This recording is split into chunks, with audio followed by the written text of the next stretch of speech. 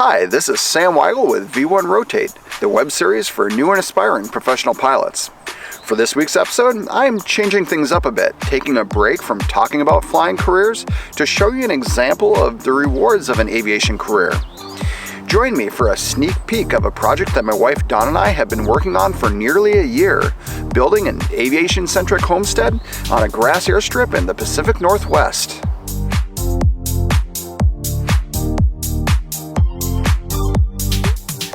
As you get further along into your career as a professional pilot, you'll find that a lot of working pilots are not active in recreational aviation. Some deem it too expensive, others think it's a little too close to their work life to be enjoyable, and others have simply let their single-engine currency lapse and have no easy way back into the sport. I myself have gone back and forth a few times over the years. When I was new at the regionals, I didn't fly GA much because I was flat broke. Later on, I got involved in flying old tail draggers and was in a couple of flying clubs around a J3 Cub and a Cessna 170. After that, my wife and I owned a 1953 Piper Pacer that we flew all over the US, the Bahamas, and Baja, Mexico. But then we sold everything, including our plane, to buy a sailboat and cruise the Bahamas, the Caribbean, and the US East Coast for nearly 5 years. We really enjoyed our sailing adventure, but we did both miss GA, especially Dawn, as she didn't even have work flying to enjoy. And so, while we were on the boat, we decided that our return to land living would be centered around general aviation. We particularly set our sights on the area around Seattle. In 2019, we stumbled upon our dream property, a 2.5-acre lot on a 2,400-foot grass airstrip on Washington's Kitsap Peninsula, nestled between the Puget Sound and the Olympic Mountains. We weren't even planning on buying land that year.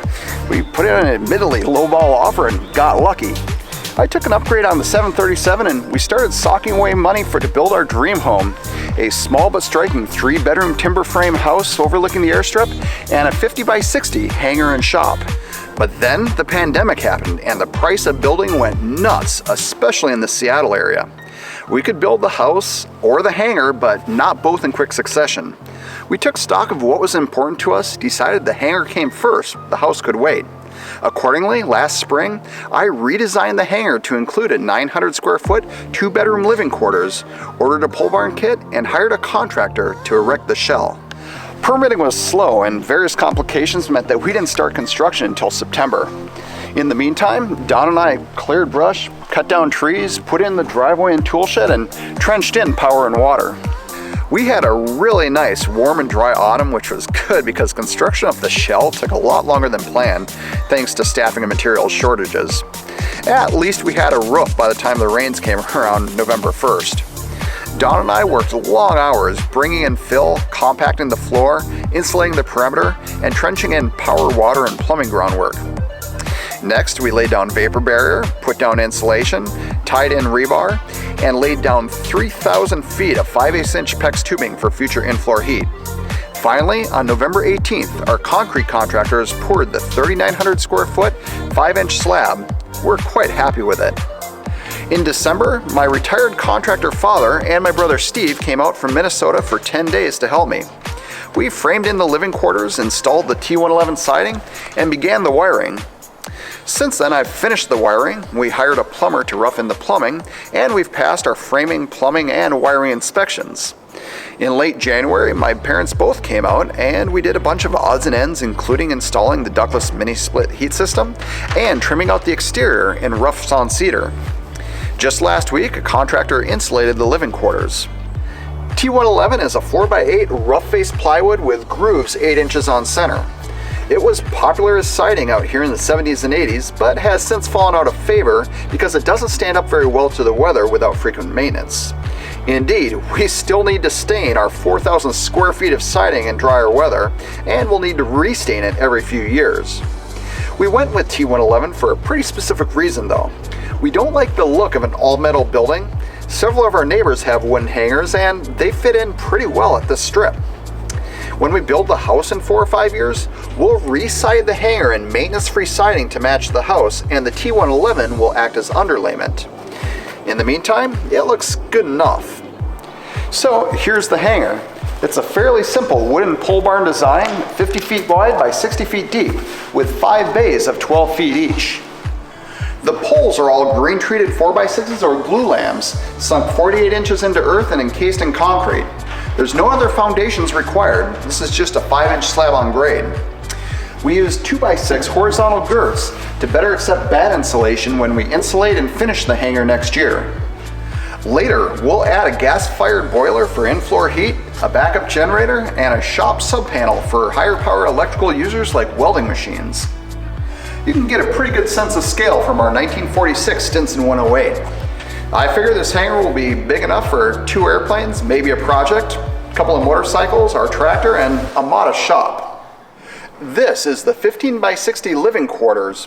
You could call this a barn-dominium because the pole barn structure continues here as a side shed, with the bays of the pole barn delineating the 12 by 15 foot rooms. You won't be able to tell it's a pole barn once we have drywall on though. Entering through the hangar door, come into what will be the kitchen, adjoining a living room and the guest bedroom / office beyond. Turn the other way, down this hall we have bathroom, laundry area, master bedroom, and walk-through closet. This is a pretty efficient design for a 2-bedroom hangar apartment. Our other option was a loft at the back of the hangar, but we wanted to be at ground level, get a lot of light, and look out over the airstrip. The side shed didn't add a lot of cost to the structure, and our building site was just about perfect for the 60 by 65 footprint. Once we build the house, the annex will make a great office, guest suite, and additional storage. Here's our next big project, the 15 by 44 foot higher power hydraulic door. This will be a one-piece door, set in its own self-supporting frame, which is nice because you don't need a specially engineered header across a wide span. The hydraulic pump and controls will be in this corner, and there will be a man door right through here. Once we finish putting together the door and drying in the place, I'll be hiring a crew to hang, tape, and mud drywall. Then it's just a matter of painting the place, installing flooring, putting in kitchen cabinets, finishing the plumbing and electrical, installing trim, and all the other things I'm not thinking about right now. Like they say in the home building world, 70% down, 70% to go. It's been a lot of hard work, but I've really enjoyed seeing this place come together, and we also really enjoy spending time up at the airstrip. It's pretty quiet and really lovely up here. And of course, we also love taking the Stinson for a scenic flight at the end of a hard day's work. We can't wait to move in. I've been occasionally writing about this project in my Taking Wing column in Flying Magazine, and you can see my most recent update in the April issue. I hope you've enjoyed this short tour of our aviation homestead in progress, and perhaps gained some inspiration for your own flying-centric lifestyle. Thanks for watching, and for more great content for new and aspiring professional pilots, join me here at flymag.com every first and third Friday of the month.